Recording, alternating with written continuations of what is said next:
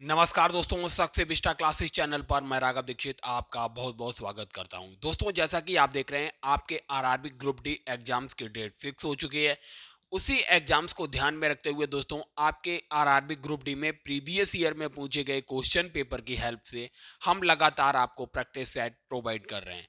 अगर दोस्तों आपने मैथमेटिक्स के प्रैक्टिस सेट प्रीवियस नहीं देखे हैं तो डिस्क्रिप्शन बॉक्स में पूरा प्लेलिस्ट पड़ा हुआ है, आप वहां जाकर इजिली पूरी प्लेलिस्ट देख सकते हैं। अगर दोस्तों आप चैनल पर पहली बार विजिट कर रहे हैं तो चैनल को अभी सब्सक्राइब कर लीजिए और साथ ही साथ बेल आइकन को प्रेस कर लीजिए, जिससे आगामी वीडियो के नोटिफिकेशन आप तक आसानी से पहुंचते रहें। तो आइए दोस्तों, शुरुआत करते हैं आज के प्रैक्टिस सेट की। आपसे दोस्तों पहला प्रश्न पूछा गया, 5 अंकों की वह बड़ी से बड़ी संख्या ज्ञात कीजिए जो 18, 15 और 21 से विभाज्य हो। पहली स्टेप में दोस्तों हम क्या करेंगे, सबसे बड़ी संख्या जो है 5 अंकों की 99,999 ले ली। अब सेकेंड स्टेप में दोस्तों हमें क्या करना है, जिन संख्याओं से विभाज्य है 18, 15 और 21, इनका एलसीएम ले लीजिए। 18, 15 और 21 का अभाज्य गुणनखंड की विधि से एलसीएम लेंगे।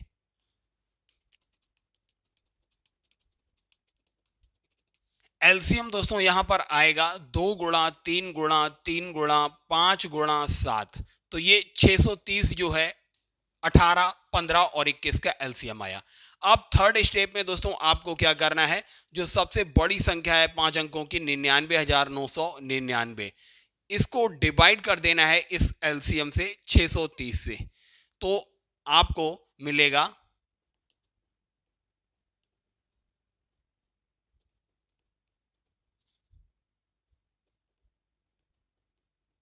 अब दोस्तों आपको जो रिमाइंडर मिला है 459, इसको जो सबसे बड़ी 5 अंकों की संख्या है 99,999, इससे करना है माइनस।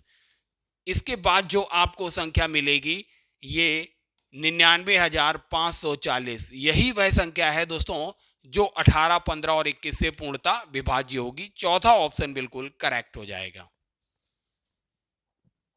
अगला प्रश्न आपसे दोस्तों पूछा गया, आपको बहुलक माध्य और माध्यिका के बीच संबंध बताना था। तो दोस्तों आपने पढ़ा होगा सांख्यिकी में, बहुलक बराबर क्या होता है, बहुलक बराबर होता है 3 गुणा माध्यिका माइनस 2 गुणा माध्य, ये होता है। अगर आप दोस्तों देखेंगे जो चौथा ऑप्शन है, चौथे ऑप्शन में जब आप इसे थोड़ा सॉल्व करेंगे तो आपको यही रिलेशन मिलेगा।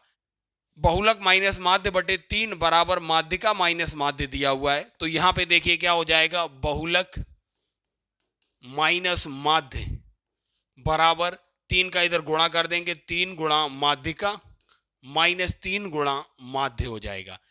माइनस का माध्य उधर ले जाएंगे तो दोस्तों माइनस का 3 माध्य इधर है और प्लस का माध्य ये है, तो ये हो जाएगा यहां पर दोस्तों माइनस का 2 माध्य हो जाएगा। तो बस यही देखिए रिलेशन बन जाएगा, बहुलक बराबर 3 गुणा माध्यिका माइनस 2 गुणा माध्य।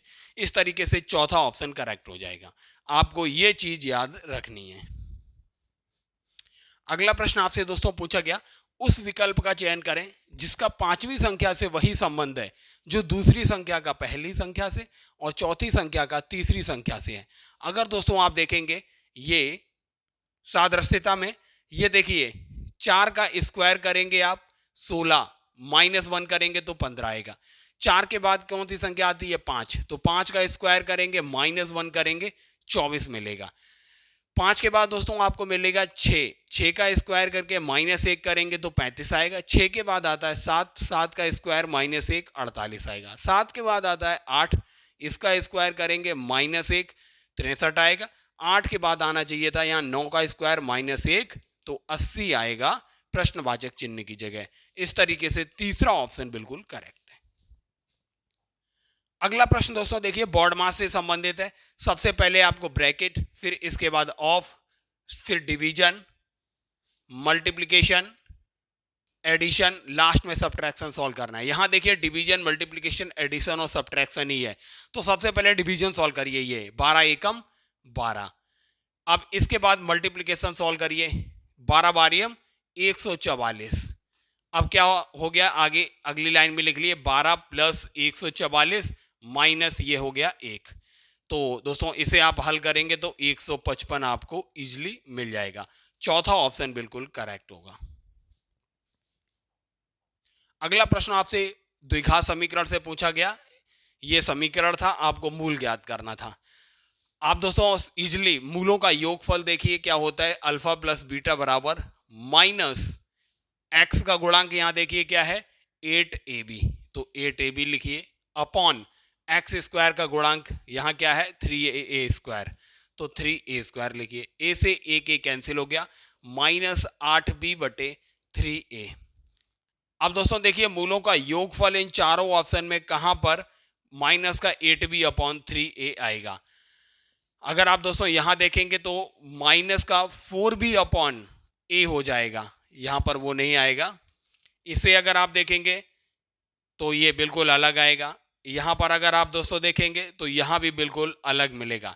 लेकिन आप चौथा ऑप्शन अगर दोस्तों देखेंगे तो आपको minus 2b upon a minus 2b upon 3a, 3a दोस्तों यहां पर एलसीएम हो जाएगा, तो यहां पर हो जाएगा माइनस का 6b माइनस का 2b, तो ये हो जाएगा माइनस का 8b अपॉन 3a। वही देखिए यहां पर भी है। इस तरीके से चौथा ऑप्शन बिल्कुल करेक्ट होगा। अगला प्रश्न आपसे पूछा गया 10-50 का तृतीय अनुपाती क्या होगा। देखिए दोस्तों 10 में गुणा 5 किया जा रहा है तो 50 आ रहा है। अब 50 में गुणा 5 करेंगे तो यहां पर 250 आना चाहिए था, जो तीसरा अनुपात होता। इस तरीके से तीसरा ऑप्शन करेक्ट है 250। अगला प्रश्न आपसे पूछा गया 1500 व्यक्ति शनिवार को प्रदर्शनी देखने गए, जबकि 1680 लोग रविवार को प्रदर्शनी देखने गए, तो प्रदर्शनी में जाने वाले लोगों की संख्या में कितने प्रतिशत वृद्धि हुई।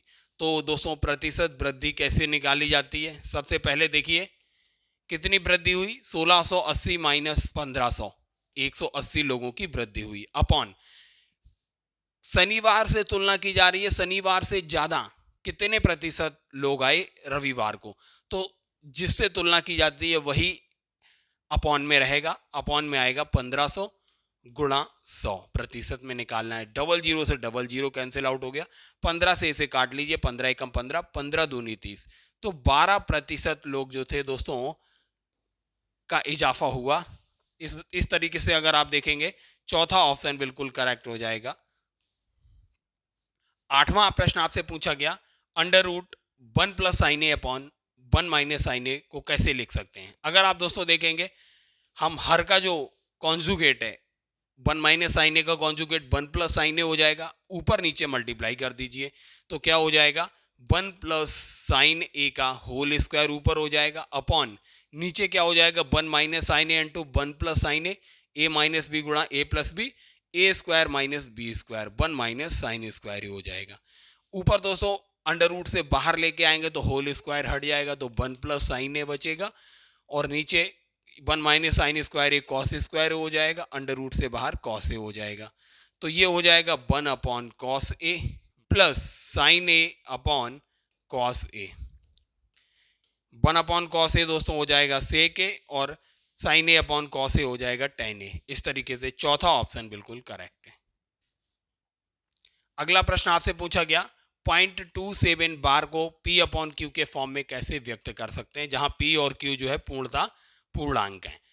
0.27 बार को दोस्तों हम कैसे लिख सकते हैं, शॉर्ट फॉर्मूला याद रखिए क्या होता है, पूर्ण संख्या कितनी है 27, माइनस कीजिए जो बार से बाहर वाली संख्या है वो 2 है बाहर, और नीचे दोस्तों उतनी बार 9 आएगा जितनी संख्याएं बार के अंडर में है। बार के अंडर में दोस्तों एक संख्या है तो 9 एक बार आएगा, और 0 दोस्तों उतनी बार आएगा जितनी बार से बाहर संख्याएं हैं। बार से बाहर दोस्तों कितनी संख्याएं हैं, एक संख्या है 2, तो 0 एक बार आएगा, तो ये हो जाएगा 25/90।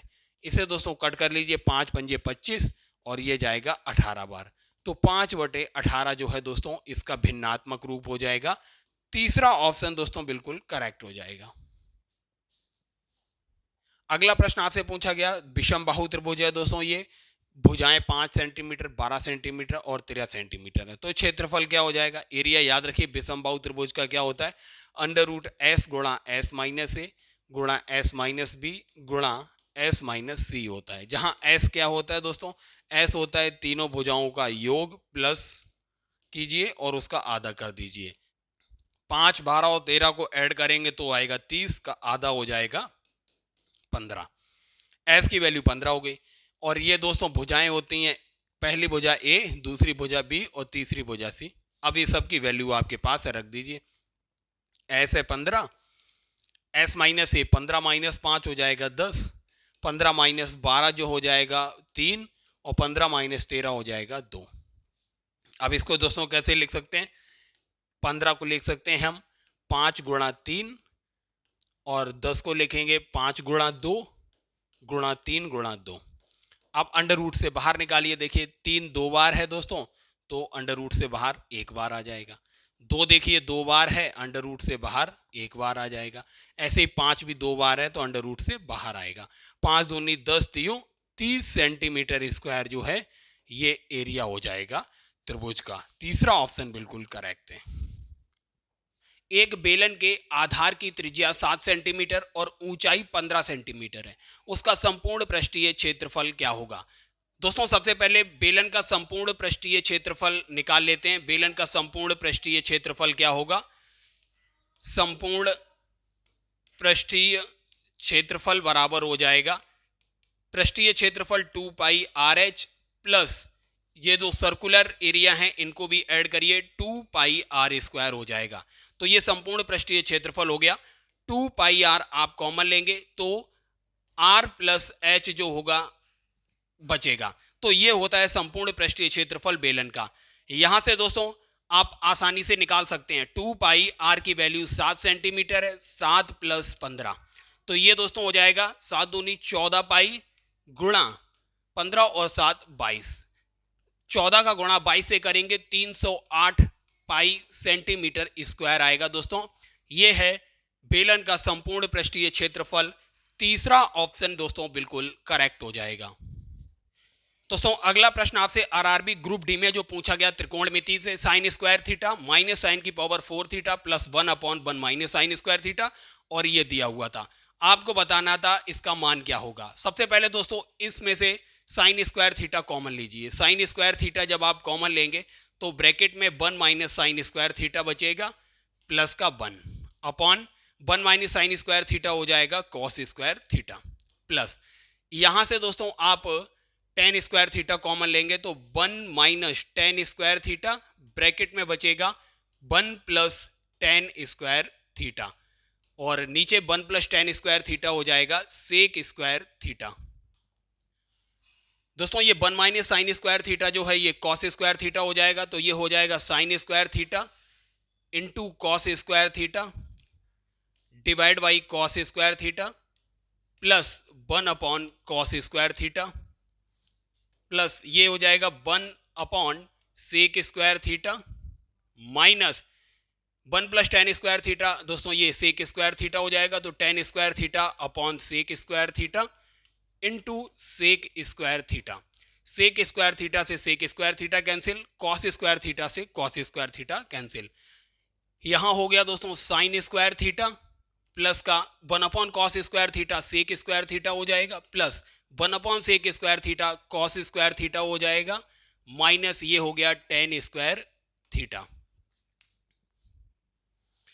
दोस्तों ये देखिए sine square theta plus cos square theta क्या होता है 1 होता है, plus sec square theta minus tan square theta क्या होता है 1 होता है, तो 1 प्लस 1 हो जाएगा 2।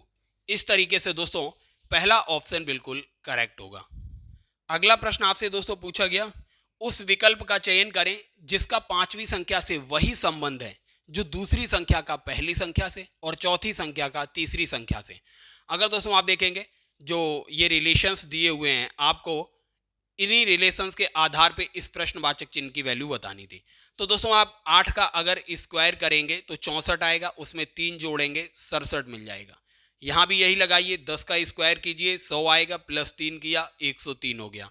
सेम थिंग यहां भी लगाइए, 17 का स्क्वायर 289 हो गया, 289 में 3 ऐड करेंगे तो 292 हो जाएगा। इस तरीके से दोस्तों यहां जो है चौथा ऑप्शन बिल्कुल करेक्ट हो जाएगा 292। अगला प्रश्न दोस्तों प्रॉफिट एंड लॉस से पूछा गया, श्रीमान सक्सेना 150 प्रति दर्जन की दर से कुछ पेन खरीदते हैं, वह उन्हें 15 रुपए प्रत्येक की दर से बेचते हैं, तो उनका प्रतिशत लाभ और हानि बतानी थी।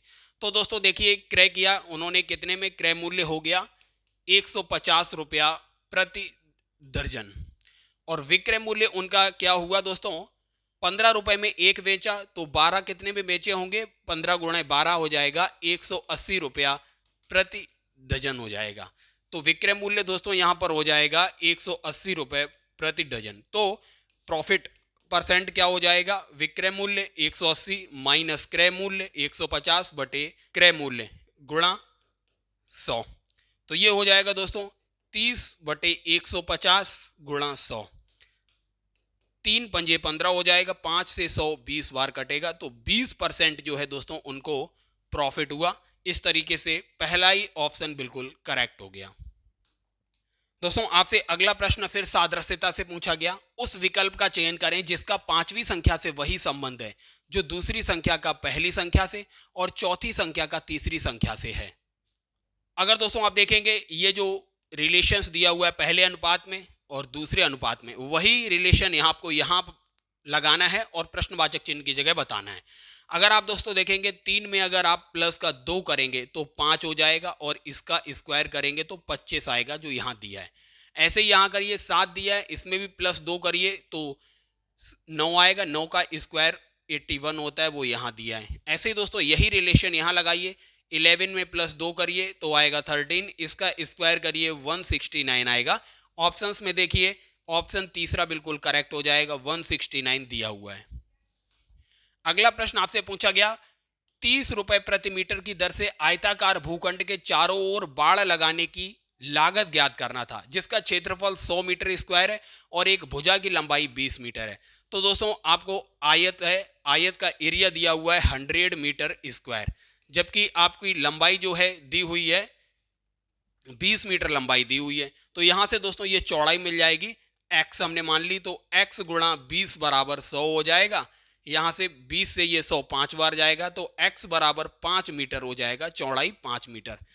तो दोस्तों अब इसका परिमाप क्या हो गया, देखिए चौड़ाई 5 मीटर है, लंबाई 20 है, तो 20 और 5 25, इसका दोगुना कर दीजिए, 50 मीटर जो है दोस्तों इसका परिमाप हो गया। और इसके परिमाप के बराबर ही दोस्तों हमें बाड़ लगाने की जरूरत पड़ेगी। तो प्रति मीटर 30 रुपए प्रति मीटर के हिसाब से लिया जा रहा है खर्चा, तो 50 मीटर का कितना हो जाएगा, गुणा 30 करिए इसके परिमाप में, तो 3 पंजे 1500 रुपए का टोटल खर्चा आएगा। इस तरीके से दोस्तों पहला ऑप्शन बिल्कुल करेक्ट हो गया। अगला प्रश्न आपसे पूछा गया, उस संख्या का चयन करिए जो निम्नलिखित में प्रश्नवाचक चिन्ह की जगह आएगी। अगर दोस्तों आप इन दोनों का डिफरेंस निकालेंगे तो आएगा 2, फिर इन दोनों का डिफरेंस निकालेंगे तो आएगा 5, फिर इन दोनों का डिफरेंस 10, इन दोनों का जो डिफरेंस है वो आएगा 17।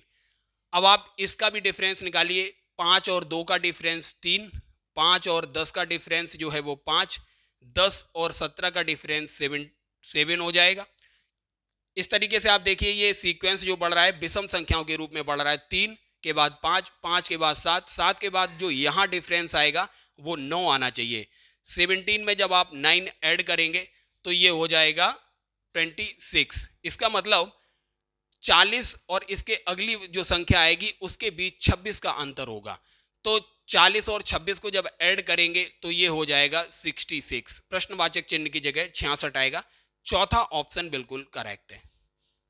दोस्तों आपसे अगला प्रश्न पूछा गया, यदि a प्लस 1/a बराबर k दिया हुआ है तो आपको a square minus 1/a square की वैल्यू बतानी थी, क्या होगी।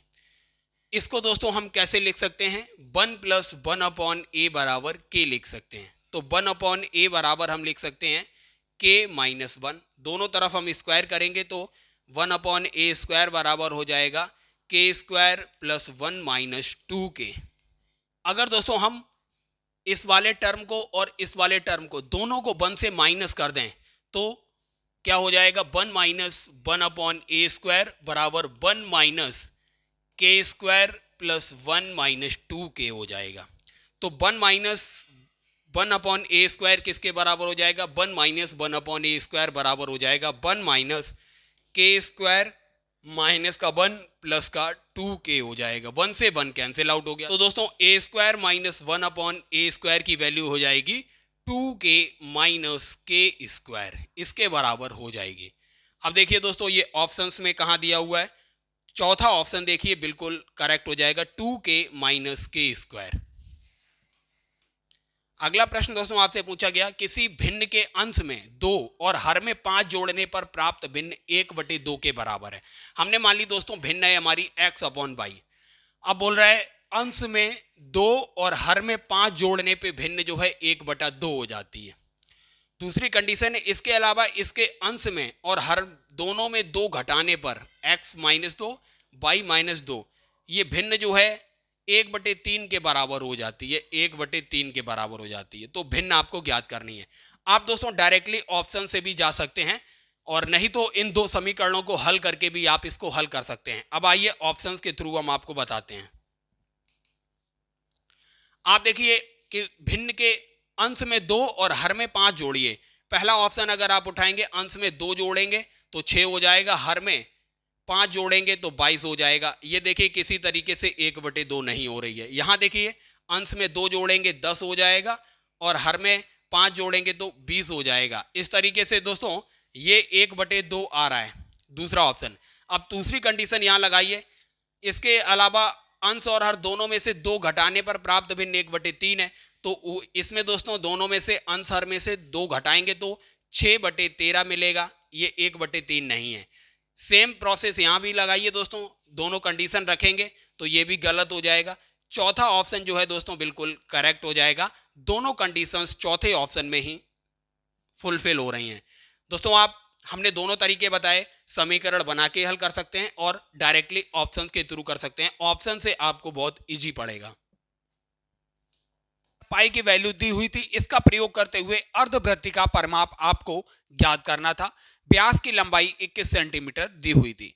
दोस्तों अर्धवृत्त का परिमाप क्या होता है, अर्धवृत्त का परिमाप होता है जो अर्ध परिमाप क्या हो जाएगा, पाई आर प्लस ये जो व्यास है इसको लिखना है, ये होता है अर्धवृत्त का परिमाप हो जाएगा। पाई की वैल्यू 22/7 रख दीजिए, गुणा रेडियस 21/2 हो जाएगी, प्लस 2r की वैल्यू 21 दी हुई है। 7 से 21 3 बार जाएगा, 2 से 22 11 बार जाएगा, 11 3 33 प्लस 21 क्या हो जाएगा दोस्तों, 54 सेंटीमीटर जो है ये आएगा अर्धवृत्त का परिमाप। दूसरा ऑप्शन बिल्कुल करेक्ट है। दोस्तों अगला प्रश्न आपसे पूछा गया, सरल करना था आपको। तो दोस्तों आप इसको कैसे लिख सकते हैं, अगर आप इसको a मान लें और इसको b मान लें तो ये a² माइनस b² हो गया।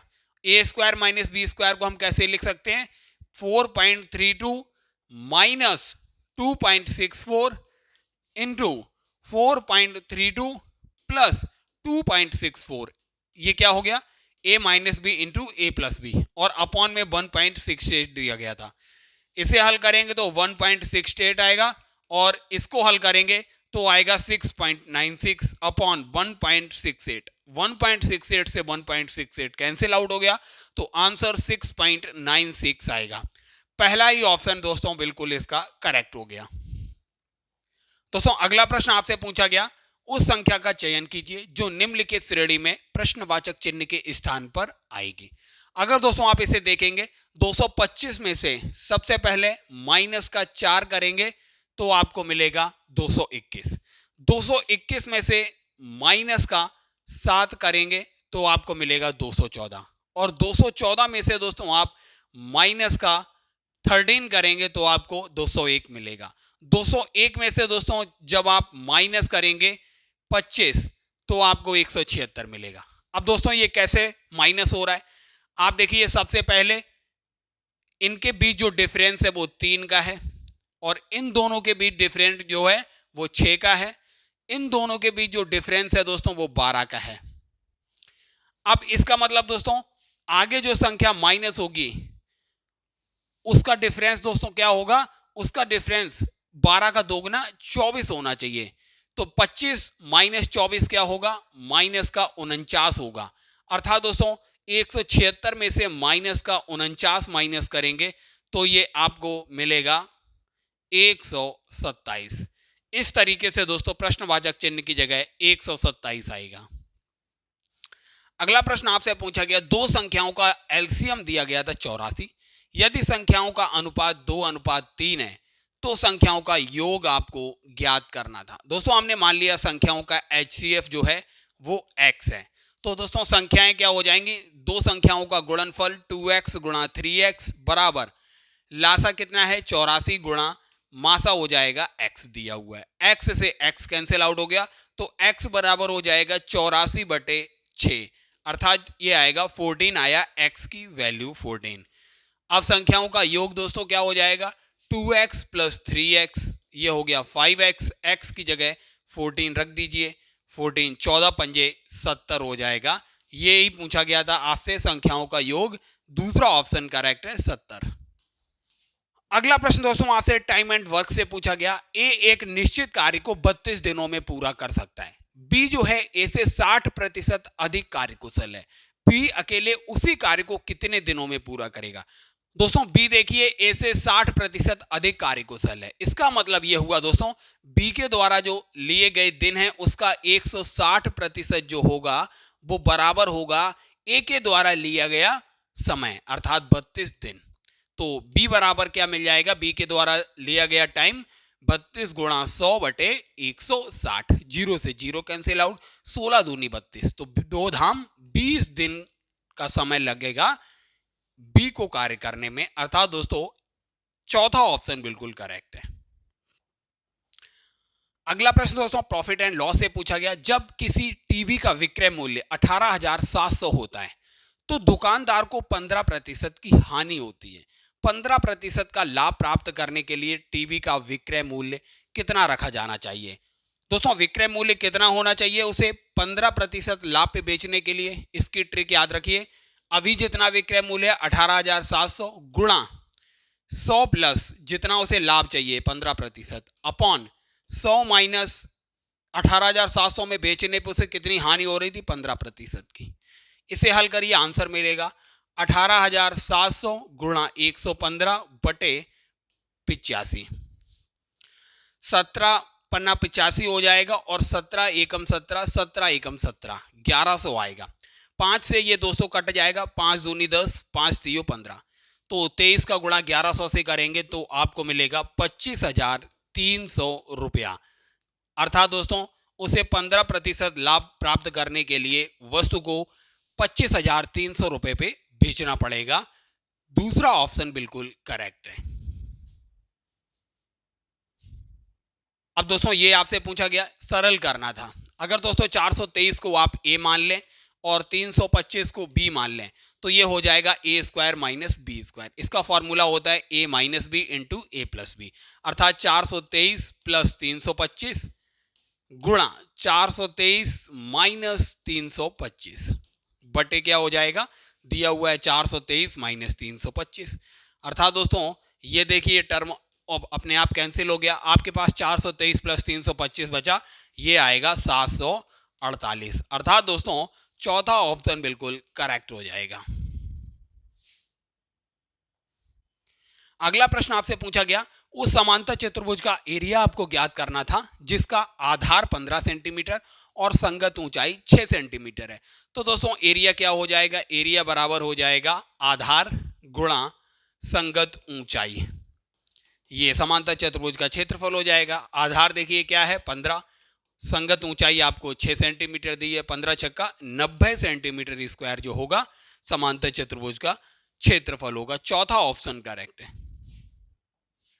आपसे दोस्तों फिर पूछा गया सरल कीजिए। अगर दोस्तों आप देखेंगे ये जो टर्म दिया गया है और ये टर्म दिया गया, तो सबसे पहले दोस्तों अगर आप यहां से माइनस कॉमन ले लें, माइनस अगर कॉमन लेंगे तो यहां ये माइनस हो जाएगा और ये टर्म बन जाएगा X square minus M square minus Z square का होल स्क्वायर।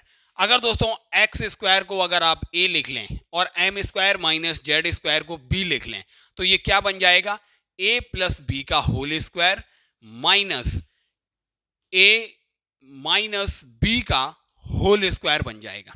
जब आप इसे ओपन करेंगे तो आपको दोस्तों क्या मिलेगा, A square plus B square plus 2ab और यहां मिलेगा minus A square minus B square plus 2ab।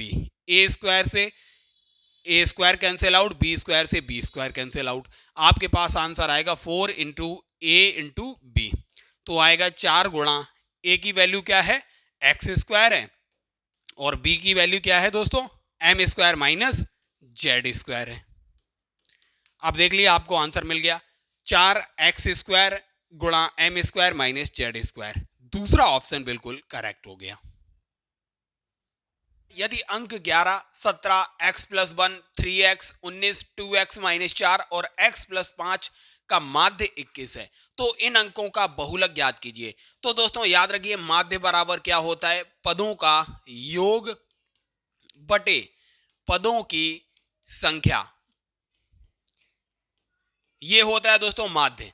तो पदों का योग दोस्तों क्या हो जाएगा, इन सभी को ऐड करिए। अब आप जब दोस्तों इन सबको ऐड करेंगे तो आपको मिलेगा 7x प्लस का 49, और पदों की संख्या दोस्तों कितनी है, 7 है पदों की संख्या। आपको माध्य की वैल्यू दी हुई थी 21, तो माध्य की जगह रखिए 21 बराबर 7x प्लस 49 बटे 7। दोस्तों ऊपर से 7 कॉमन लेंगे तो 7 कैंसिल आउट हो जाएगा, 21 बराबर आएगा x प्लस 7। तो यहां से x की वैल्यू आएगी 21 माइनस 7, 14 आएगी। जब दोस्तों आप इस x की वैल्यू रखेंगे तो आपको संख्याएं मिलेंगी, पहली 11 है, दूसरी 17 है, तीसरी 14 प्लस 1 15 हो जाएगी, तीसरी 14, तो 42 हो जाएगा 42, ये 19 दिया हुआ था। x की वैल्यू यहां रखेंगे तो 14 दूनी 28 में से 4 माइनस होगा तो 24 आएगा। x की वैल्यू यहां रखेंगे 14, तो 14 प्लस 5 हो जाएगा 19। आप दोस्तों अब इजीली फाइंड कर सकते हैं बहुलक क्या होगा। यहां देखिए दोस्तों 19 जो है 2 बार आया हुआ है, इसलिए इन दिए गई संख्याओं का बहुलक जो होगा 19 होगा, 2 बार आया हुआ है 19। चौथा ऑप्शन बिल्कुल करेक्ट होगा। अगला प्रश्न दोस्तों आपसे पूछा गया, 12 वर्ष में किसी राशि पर प्राप्त साधारण ब्याज मूलधन के 3/5 के बराबर है तो वार्षिक ब्याज दर आपको ज्ञात करनी थी। तो दोस्तों सिंपल इंटरेस्ट का फॉर्मूला क्या होता है, मूलधन गुणा दर गुणा समय बटे 100। यहां दोस्तों जो साधारण ब्याज है मूलधन का 3/5 है, तो 3/5 पी लिख सकते हैं साधारण ब्याज की जगह, बराबर पी गुणा आर आपको निकालना है, और टी आपको दिया हुआ है 12 वर्ष बटे 100। यहां से पी से पी कैंसिल आउट हो जाएगा, तो यहां से आर की वैल्यू दोस्तों क्या मिलेगी आपको, 3/5 गुणा 100 बटे 12 हो जाएगा, 3 चौक 12 हो जाएगा, 4 से ये 100 जो है 25 बार कट होगा, 5 से 25 5 बार कट होगा। इस तरीके से रेट ऑफ इंटरेस्ट यहां से मिल जाएगा आपको 5%। इसका दूसरा ऑप्शन दोस्तों बिल्कुल करेक्ट हो जाएगा। अगला प्रश्न दोस्तों आपसे पूछा गया, यदि a बटे बी बराबर 4/3 और 3a प्लस 2b बराबर 24 है तो a की वैल्यू ज्ञात करनी थी। दोस्तों यहां से आप देखिए क्या हो जाएगा, 3a बराबर 4b मिल जाएगा। तो 3a की जगह 4b रखिए इस समीकरण में, 3a की जगह रख दीजिए 4b प्लस का 2b बराबर 24 हो जाएगा, तो ये 6b हो गया। तो b बराबर 24/6 अर्थात 4 वैल्यू आई b की। तो यहां से a की वैल्यू क्या मिल जाएगी, 4 गुणा 4/3 अर्थात 16/3 जो है ये a की वैल्यू आ जाएगी। चौथा ऑप्शन बिल्कुल करेक्ट हो जाएगा। अगला प्रश्न दोस्तों आपसे पूछा गया, 12, 24 और 45 का चतुर्थानुपाती क्या होगा। अगर दोस्तों आप देखेंगे 12 का 2 गुना करेंगे तो 24 मिलेगा। इसी तरीके से जो तीसरा अनुपात है 45, इसका 2 गुना करेंगे तो 90 मिलेगा। चतुर्थानुपाती यहां पर इस तरीके से 90 हो जाएगा। पहला ऑप्शन बिल्कुल करेक्ट है। अगला प्रश्न दोस्तों आपसे पूछा गया, 12 वर्ष पहले रेखा की आयु उसकी बहन की आयु के 2/5 के बराबर थी। रेखा और उसकी बहन की वर्तमान आयु का अनुपात 3:4 दिया था। उसकी वर्तमान आयु का योग पूछा गया था। तो वर्तमान आयु 3:4 के अनुपात में है, तो 3x माइनस 12 कर दीजिए और 4x माइनस 12 करिए, तो 12 वर्ष पूर्व रेखा और उसकी बहन की आयु का अनुपात हो गया। ये कितना दिया हुआ था, 2:5 दिया गया था। इसे हल करेंगे तो 5 3 15x माइनस 12 पंजे 60 बराबर 4 दूनी 8x माइनस 12 दूनी 24। 8x इधर आएगा तो 15x माइनस 8x 7x हो जाएगा, बराबर माइनस का 24 प्लस का 60 दिया हुआ था। तो x बराबर हो जाएगा 36/7। अब आपसे पूछा था उनकी वर्तमान आयु का योग कितना होगा। तो वर्तमान आयु 3x और 4x मानी थी हमने, तो 3x प्लस का 4x ये वर्तमान आयु का योग हो जाएगा 7x। x की वैल्यू रख दीजिए, क्या मिली है 36/7। 36/7 जब वैल्यू रखेंगे 7 से 7 कैंसिल आउट, 36 जो होगा उनकी वर्तमान आयु का योग हो जाएगा। इस तरीके से दूसरा ऑप्शन बिल्कुल करेक्ट होगा। अगला प्रश्न दोस्तों आपसे आरआरबी ग्रुप डी में पूछा गया, समीकरण 5x² माइनस 11x प्लस 6 बराबर 0 के मूलों का योग क्या होगा। तो मूलों का योग दोस्तों होता है अल्फा प्लस बीटा बराबर माइनस का b अपॉन ए, अर्थात माइनस का x का गुणांक बटे x² का गुणांक होता है। तो b की वैल्यू दोस्तों यहां पर -11 है, तो माइनस का 11 रखिए, और a की वैल्यू 5 है तो 5 रखिए। तो यहां पर 11/5 जो होगा मूलों का योग आएगा। इस तरीके से चौथा ऑप्शन बिल्कुल करेक्ट हो जाएगा। अगला प्रश्न आपसे पूछा गया, एक द्विघात समीकरण के मूल हैं, तो वह द्विघात समीकरण आपको ज्ञात करना था। द्विघात समीकरण क्या होता है, x² माइनस मूलों का योगफल गुणा x प्लस का मूलों का गुणनफल बराबर 0, ये होता है। x² minus alpha plus beta करेंगे तो 1 प्लस √3 प्लस 1 माइनस √3 में क्या हो जाएगा, 1 √3 से √3 कैंसिल होगा, तो ये 2 बचेगा इंटू एक्स प्लस, अब 1 प्लस √3 इंटू 1 माइनस √3 करेंगे तो 1 का स्क्वायर माइनस √3 का स्क्वायर आएगा, माइनस का 2 आएगा बराबर 0। तो ये हो जाएगा x² माइनस 2x माइनस 2 बराबर 0। ये समीकरण निकल के आएगा द्विघात समीकरण। इस तरीके से तीसरा ऑप्शन बिल्कुल करेक्ट हो जाएगा। अगला प्रश्न दोस्तों आपसे पूछा गया, उस समषटभुज का क्षेत्रफल ज्ञात कीजिए जिसकी भुजा का माप 6 सेंटीमीटर है। तो ये समषटभुज है दोस्तों, इसका एरिया आपको ज्ञात करना था। तो समषटभुज का एरिया क्या होता है, 3√3/2 गुणा भुजा का स्क्वायर, ये होता है समषटभुज का एरिया।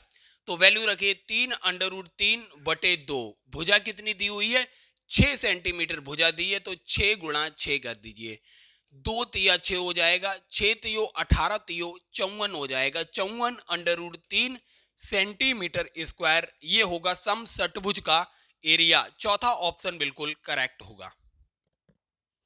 अगला प्रश्न आपसे पूछा गया, एक वस्तु का क्रय मूल्य अंकित मूल्य के 64% के बराबर है। 4% की छूट देने के बाद प्राप्त प्रतिशत लाभ आपको ज्ञात करना था। दोस्तों हमने मान लिया अंकित मूल्य जो है, अंकित मूल्य बराबर है 100 रुपया हमने मान लिया। तो क्रय मूल्य कितना हो गया दोस्तों, क्रय मूल्य बोल रहा है अंकित मूल्य का 64%, तो 100 का 64% 64 रुपया हो गया क्रय मूल्य। अब दोस्तों बोल रहा है 4% की छूट देने के बाद प्राप्त प्रतिशत लाभ। 4% की छूट दोस्तों किस पे दी जाएगी, अंकित मूल्य पे दी जाएगी। तो छूट के बाद मूल्य क्या होगा, छूट के बाद विक्रय मूल्य क्या हो जाएगा, 100 का 96% ही लिया गया, 4% की छूट दी गई, तो 96 रुपया विक्रय मूल्य हो गया। तो प्रॉफिट परसेंटेज दोस्तों होता है विक्रय मूल्य 96 माइनस क्रय मूल्य 64 बटे क्रय मूल्य 64 गुणा 100, ये हो जाएगा 32/64 गुणा 100। तो 32 दूनी 64, 2 से 100 50 बार जाएगा, तो 50% का प्रॉफिट हो जाएगा दोस्तों। चौथा ऑप्शन बिल्कुल करेक्ट होगा।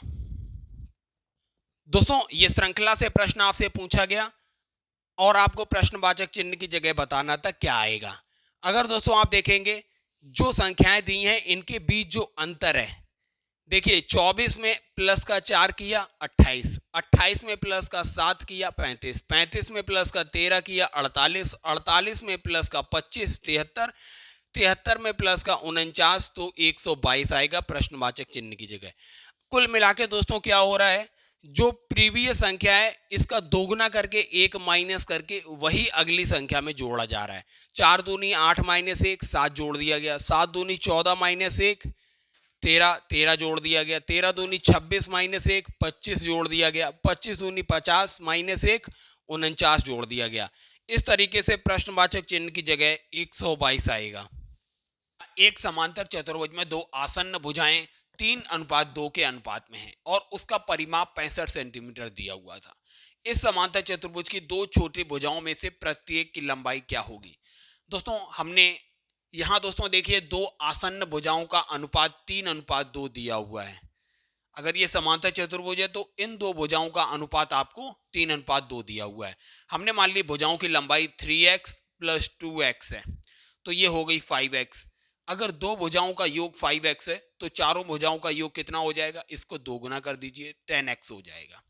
ये आपको दिया गया था, परिमाप कितना है? 65 सेंटीमीटर है, ये दिया गया था। तो x बराबर यहां से 6.5 निकल के आ जाएगा। अब पूछा क्या गया है? चतुर्भुज की दो छोटी भुजाओं में से प्रत्येक की लंबाई, अर्थात छोटी भुजा कौन सी होगी दोस्तों? 2x जो होगी वो छोटी भुजा होगी। तो 2 गुणा x की वैल्यू क्या निकल के आई? 6.5। तो 6.5 का 2 गुना हो जाएगा 13 सेंटीमीटर जो है छोटी भुजा की लंबाई है। दूसरा ऑप्शन बिल्कुल करेक्ट हो जाएगा। अगला प्रश्न आपसे पूछा गया, राजीव के वेतन में पहले 40% की कमी की गई और फिर 50% की वृद्धि की गई। नया वेतन उसके आरंभिक वेतन से कितने प्रतिशत कम है? अगर दोस्तों आप देखेंगे, पहले हमने मान ली आय उसकी जो थी वो 100 थी, अब 40% की कमी की गई, मतलब अब आय क्या हो गई? 40% कम होने का मतलब हो गया आय उसकी हो गई 60 रुपए। अब 60 रुपए पे दोस्तों क्या किया गया? 50% की वृद्धि की गई। तो 60 का 150% कितना हो जाएगा? 15 छक्का 90 रुपए हो जाएगा। पहले कितनी आय थी उसकी? 100 थी, अब कितनी हो गई है? 90। तो इसका मतलब आरंभ से कितनी कम हो गई है? 10% उसकी आय जो है कम हो गई है। पहला ऑप्शन बिल्कुल करेक्ट है। अगला प्रश्न दोस्तों आपसे पूछा गया, यदि a + b + c = 6 और ab + bc + ca = -2 है, तो आपको a³ + b³ + c³ -3abc की वैल्यू निकालनी थी। तो दोस्तों एक फॉर्मूला है इसका, याद रखिए, a³ + b³ + c³ -3abc upon a + b + c बराबर होता है a + b + c का whole square -3 × ab + bc + ca, ये होता है। अब आप दोस्तों वैल्यू रख दीजिए, तो क्या हो जाएगा? a + b + c का होल स्क्वायर क्या हो जाएगा? यहाँ a + b + c 6 दिया हुआ है, तो 6 का होल स्क्वायर 36 हो जाएगा, -3 गुणा ab + bc + ca की वैल्यू यहाँ -2 दिया हुआ है, तो -2 रखिए। और दोस्तों ये a + b + c जो है इधर डिवाइड में है, तो इधर पूरा टर्म मल्टीप्लाई हो जाएगा। इसकी वैल्यू दी हुई है 6, तो आपको a³ + b³ + c³ -3abc की वैल्यू मिल जाएगी। ये हो जाएगा 36 + 6 हो जाएगा 42 गुणा 6 करेंगे आप, तो मिलेगा 6 दूनी 12, 6 चौक 24 और 1 25, 252 मिलेगा। इस तरीके से पहला ऑप्शन बिल्कुल करेक्ट होगा। दोस्तों आपसे अगला प्रश्न साधारण ब्याज से पूछा गया, आपको एक निश्चित राशि पर 5.5% वार्षिक दर से 18 माह में प्राप्त साधारण ब्याज और उसी राशि पर 6% वार्षिक दर से 14 माह में प्राप्त साधारण ब्याज से 62.5 अधिक है, तो राशि आपको ज्ञात करनी थी। अंतर दिया हुआ था, अंतर दोस्तों कितना दिया हुआ है? साधारण ब्याज का 62.5 दिया है। तो पीआरटी लगाइए, पहले केस में पी मूलधन समान है तो पी हो जाएगा, निकालना है आपको।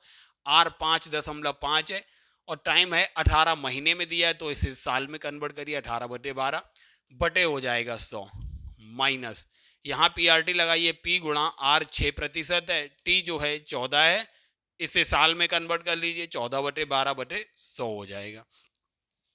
100 का एलसीएम लेके इधर मल्टीप्लाई करेंगे तो ये हो जाएगा 6250।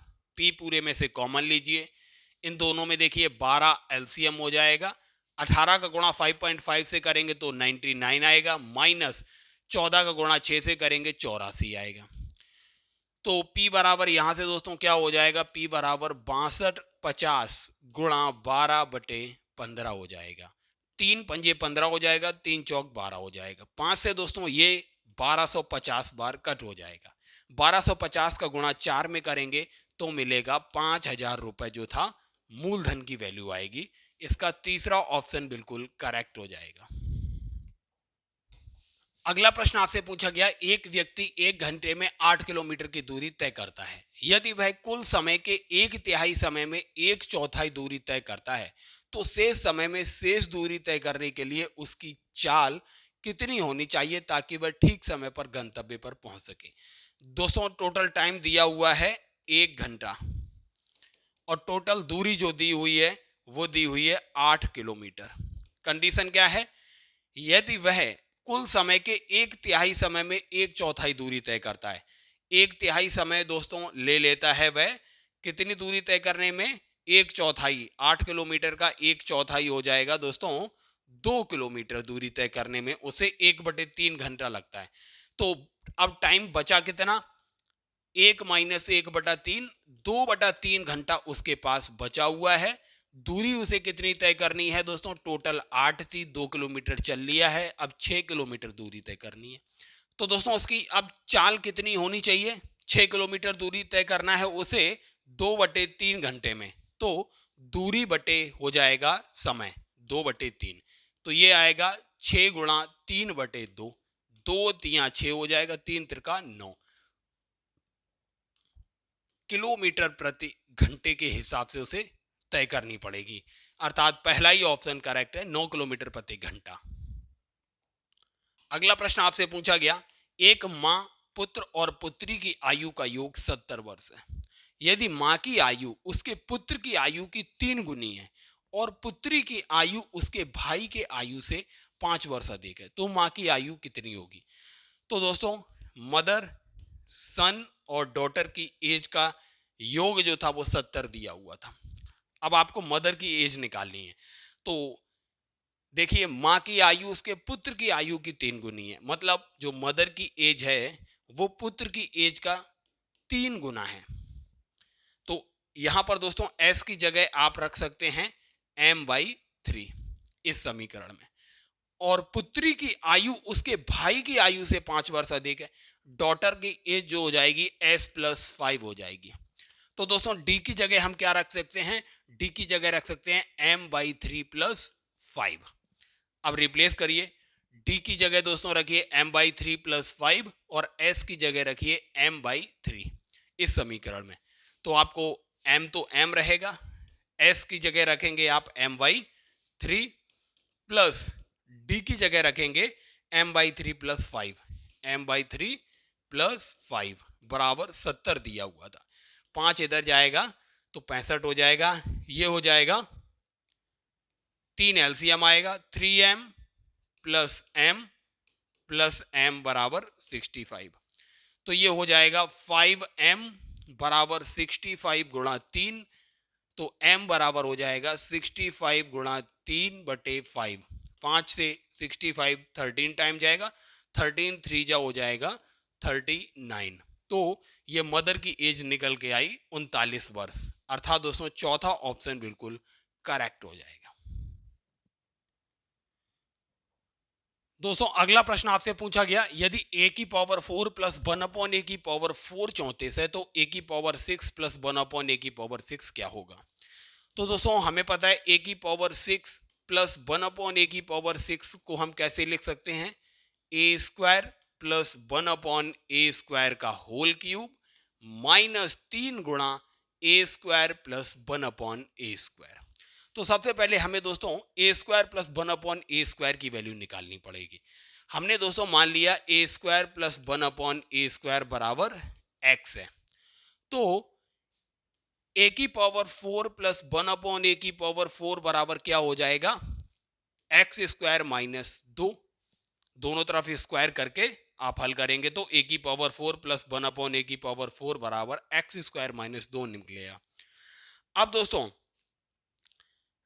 a⁴ + 1/a⁴ की वैल्यू आपको 34 दी हुई है, बराबर 34 रखिए। तो x² बराबर हो जाएगा -2 उधर जाएगा 36, तो x की वैल्यू यहां से मिल जाएगी आपको 6। x क्या है दोस्तों, x है a² + 1/a² की वैल्यू, तो ये हमें मिल गई 6। अब यहां रख दीजिए 6 का क्यूब -3 × 6, अर्थात दोस्तों ये हो जाएगा 216 माइनस 18 बराबर 198 जो होगा दोस्तों बिल्कुल करेक्ट ऑप्शन होगा। चौथा ऑप्शन बिल्कुल करेक्ट है। अगला प्रश्न दोस्तों आपसे पूछा गया 4 की पावर 2 प्लस अंडर रूट 8 की power 2 minus 4 under root 25 minus 10 का मान क्या होगा। तो आप इजीली निकाल लेंगे 16 प्लस 8 माइनस 20 माइनस 10, ये हो जाएगा 16 8 24 माइनस 30 बराबर माइनस का 6 आएगा। दूसरा ऑप्शन करेक्ट है। अगला प्रश्न है दोस्तों यदि 48 अनुपात x समानुपात x अनुपात 75 जहां x इज ग्रेटर देन 0 तो x का मान क्या होगा। तो 48 अनुपात x बराबर x बटे 75 था, तो x स्क्वायर बराबर क्या हो जाएगा, क्रॉस मल्टीप्लाई करेंगे, इसे हम लिख सकते हैं 16 गुणा 3, इसे लिख सकते हैं 25 गुणा 3। तो x बराबर हो जाएगा अंडर रूट में 16 गुणा 3 गुणा 3 गुणा 25। तो 16 को अंडर रूट से बाहर लाएंगे तो 4 हो जाएगा, 3 गुणा 3 है तो इसको बाहर लाएंगे 3 हो जाएगा, 25 को बाहर लाएंगे 5 हो जाएगा। 5 चौक 20 तिया 60 जो होगा दोस्तों x की वैल्यू आएगी। इस तरीके से पहला ऑप्शन करेक्ट है। अगला प्रश्न है यदि किसी वस्तु का क्रय मूल्य 4500 है और लाभ जो है 5% है तो वस्तु का विक्रय मूल्य क्या होगा। अगर दोस्तों क्रय मूल्य जो है आपको दिया हुआ है 4500 रुपए और लाभ जो है वो 5% दिया है, तो लाभ प्रतिशत बराबर दोस्तों क्या होता है, लाभ बटे क्रय मूल्य गुणा 100 ये होता है। तो लाभ प्रतिशत 5 दिया हुआ है आपको, यहां 5 रखिए। लाभ क्या होता है दोस्तों, विक्रय मूल्य माइनस क्रय मूल्य बटे क्रय मूल्य आपको दिया हुआ है 4500 रुपए गुणा 100। डबल जीरो से डबल जीरो कैंसिल हो गया। आपको विक्रय मूल्य निकालना है तो 45 का जब 5 में गुणा कर दीजिए, 45 गुणा 5 बराबर विक्रय मूल्य हमने x मान लिया माइनस क्रय मूल्य 4500 दिया था, इसका गुणा करेंगे 225 आएगा, x माइनस 4500, 4500 इधर लाइए आपको x की वैल्यू मिल जाएगी 4725 रुपए। ये जो होगा उसका विक्रय मूल्य होगा। चौथा ऑप्शन बिल्कुल करेक्ट है। अगला प्रश्न दोस्तों आपसे घातांक से पूछा गया यदि 2 की पावर 3 के माइनस 5 बराबर 4096 है तो के का मान क्या होगा। दोस्तों 2 की पावर 3 के माइनस 5 बराबर 4096 को हम लिख सकते हैं दोस्तों 2 की पावर 12। तो दोस्तों आधार दोनों तरफ 2 है तो घात भी एक दूसरे के बराबर हो जाएगी। 3 के माइनस 5 बराबर 12 हो जाएगा, तो 3 के बराबर 12 प्लस 5 हो जाएगा, के की वैल्यू आएगी 17/3। इस तरीके से दोस्तों चौथा ऑप्शन बिल्कुल करेक्ट होगा।